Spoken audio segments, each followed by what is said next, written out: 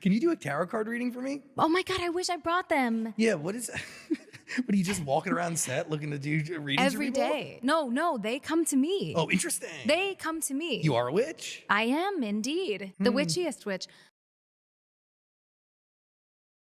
Something happened recently that I actually couldn't wrap my head around. I need to remember it. I need to remember it. To be fair, you couldn't wrap your head around it, so. It was the witchiest thing. Yeah, I couldn't, and I didn't. I forgot it. Clearly, you just had to keep Wait, going. there was something really witchy. Initially, these two clips may not seem like they correlate, but I am going to drive my point home for consideration as it relates to this topic. If you've ever experienced a destiny swap, or your destiny, someone tried to swap destinies with you, what you gotta understand is the person or the people who are doing the smear campaign on your name, they're not regular people. Well, that person is not regular. They might look regular on the outside, but on the inside, they've sold their souls to the devil. These are people who belong to covens or the underworld. So for you to be a target, they must have identified you, done a spiritual reading on you, and they've seen your spiritual gifts, your spiritual inheritance, and they want to fill out that position. They want to take you out of it. They want to take it for themselves. So in order for them to take it for themselves, they need to swap destinies with you. And in order for them to successfully swap destinies with you, it's a process. And the first process of the ritual is to do a smear campaign about you. So they walk around and create a false narrative about you. If the narrative is, oh, you're someone who's crazy, in order for them, if they walk around and tell your close friends out like, oh, you're crazy, you're broke. So in order for them to back up the narrative, they're gonna go behind your back and do a spell. Like you can do a financial spell against you. They can cast a spell against your finances and you start losing money. Or if the narrative is you're someone who's crazy, you're not mentally stable, then they go do a spell on your psychic. Then you start feeling crazy, you start being mentally unstable. So it could back up the narrative they're spreading around. But if you've noticed like, oh, all this stuff is happening to you, you notice like, oh, someone is trying to swap destinies with you, what you gotta do is at the start it can work. The spells could be working because you're not aware of it. It could be working, but the moment you're aware, you step up, you start raising your consciousness, you start raising your frequency, you start fasting and you start praying more.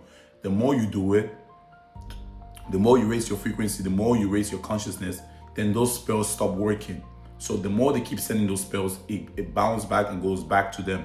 And they're probably not going to notice it at the start. They're not going to notice it. So the more they keep sending those spells, because they need to keep sending those spells so it could back up the narrative they're spreading around about you. So it needs to line up so the people who are hearing the false narrative about you can actually believe them. You know, these people walk around doing smear campaigns, these witches, they're always wearing a mask. They have the double-faced people. They love wearing masks. So they always want the narrative to stick. They want the narrative to stick. So they're going to do everything possible for that narrative to stick. That's why they keep casting spells. They keep sending you spells. So you always have to be on your game. Always have to be praying and fasting. So always got to be praying and fasting so those spells don't get back to you. And all those spells they're sending your way is going to go back to them. And that pit they dug for you, they're going to fall into that same pit. Before you can say it, I'm going to say it for you. We know that Christians think everything is demonic. We know that Christians think everything is demonic. And what's the other one? Christians suffer from a psychosis. Okay, whatever. So now that we've gotten ahead of that, here's the thing.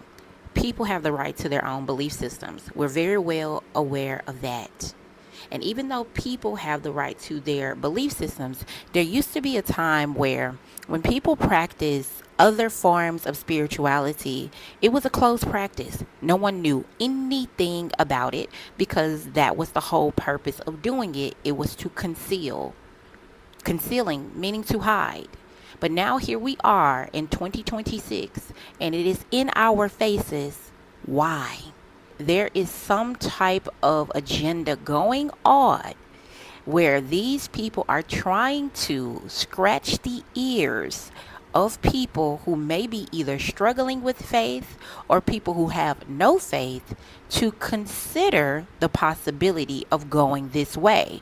And why are celebrities who usually are very private about their private affairs so public about something so unorthodox and at one time non-traditional as this? It is something to ponder. When it comes to Ariana Grande, many people have their speculations and assumptions about her overall appearance, especially after the filming of Wicked, where she plays Glinda the Good Witch. Many people suspect that maybe Ariana Grande is suffering from an ED. That could explain so much of the difference in her appearance as it relates to what appears to be a drastic drop in weight. I don't necessarily know, so I refrain from saying. But what I will say as it relates to Wicked, as it relates to Glinda the Good Witch, as it relates to bad witches, as it relates to bewitching, or anything related to witchcraft, I believe that just based on my research, when people get the knowledge of the spiritual realm and how it works as it relates to petitioning and spiritual motions, setting intentions, they make themselves a willing and open portal to be a host for certain entities and spirits to come into them and to do work, or they are setting up an intention station, some people would call that an altar, to do their spiritual practice so that they can call upon different entities, deities, spirits to communicate with them, channel or what have you, or operate as a medium of some sort to engage in an exchange of some sort.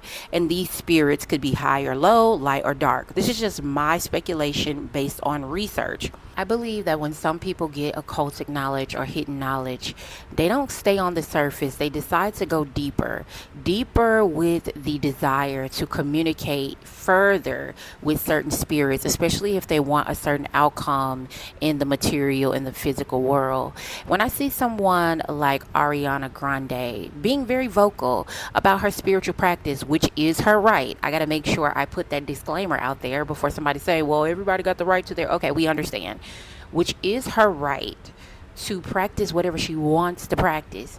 But I do believe sometimes people get access to information that creates inspiration to want to go further into the occult. I believe with her being a creative and being on the set of Wicked, and then also having to do a little bit more research to dive deeper into her character, maybe she has discovered some things on the occultic side that really scratched her ear, that made her want to go further and deeper down the rabbit hole. When you are a part of these type of rituals, we can call it entertainment if we would like to, but when you are a part of certain kind of rituals and the intention has been set to do a thing for the viewing audience or to the viewing audience, then sometimes you have to go deeper into the character to the point of embodiment.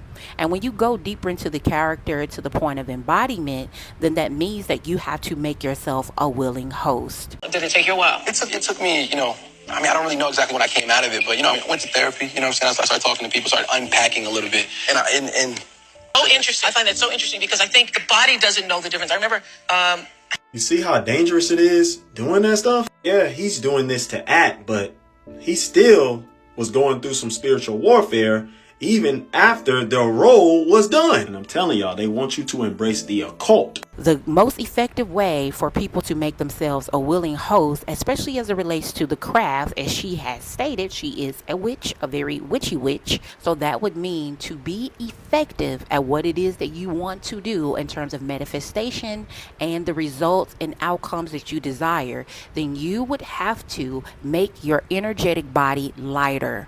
And the way in which witches make their energetic body lighter is to fast. When they want something to manifest, oftentimes they will fast or abstain from food to accelerate an outcome so that they can get the breakthrough for the result that they desire. It is the same, but in reverse.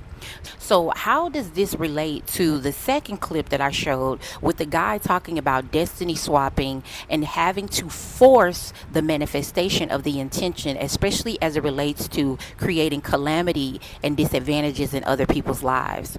Well, if someone wanted to do that and they were not doing it themselves, then they would go to a practitioner or a spiritualist who was very serious about their lifestyle and very serious about their spiritual practice, so much so that they would be willing to abstain from food to accelerate the outcome. So sometimes these people, once they do the exchange and decide that they want something good that was supposed to be intended for someone else to come into them, and they wanted to give calamity or disadvantage or misfortune that was going to them to the other person, then they will go to someone that takes their spiritual practice very serious, so much so that they would be willing to fast until the result is realized. As many of us are aware, Jesus Christ did a 40 days and 40 nights fasting in the desert to bring about the fulfillment of prophecy. This was right after his baptism and just before his public ministry. And all of this was to set a righteous and divine intention to make sure that his ministry was effective to fulfill the prophecy as it relates to salvation of humanity. On the other side, when people who are very serious about their spiritual practice, even if it is dark-sided, they will do the same. They are willing to go to the depths of oneself, even if that means personal discomfort and intense physical weakness. So whatever it is that they want to draw out of the spiritual and bring into the physical and to make sure it is effective and potent, then they are willing to do whatever it is that they need to make their body a living sacrifice to make sure that what they want comes to pass. It is the same way. All I'm saying is for religious and spiritual people to understand everything is not always what it seems. So when you know something is being manipulated against you and it seems to appear to be landing in your life, the reason why it could be landing is because whoever is doing the work against you is far much more disciplined than you are. They are willing to make their bodies a living sacrifice to assure that you do not reach your destiny. And there are many people who are religious and spiritual that they do not start to see a break as it relates to their life until they start to do the same. The only thing that could be stopping you from living the life of heaven's will and God's will for your life is spiritual discipline in the form of fasting, in the form of petitioning properly, and in the form of repentance and consecration, or having an energetic hedge of protection be placed around your life that will assure that you are able to carry out the call and the divine purpose of your life, especially if you are of the prophetic. I pray that this is something that you will consider, especially if you are spiritually astute or you would like to become spiritually astute. Understanding the highs and lows, understanding the duality, understanding the different spectrums, and understanding that everything is not always what it seems. Be very conscious and be very mindful. And everything that is understood doesn't need to be explained to other people. Everything that is understood does not need to be explained to other people. Everything that is understood does not need to be explained to other people. Capiche? If this is the type of content that you like, comment, and subscribe. And thank you for your time. What do you know about magic? Fantasy books?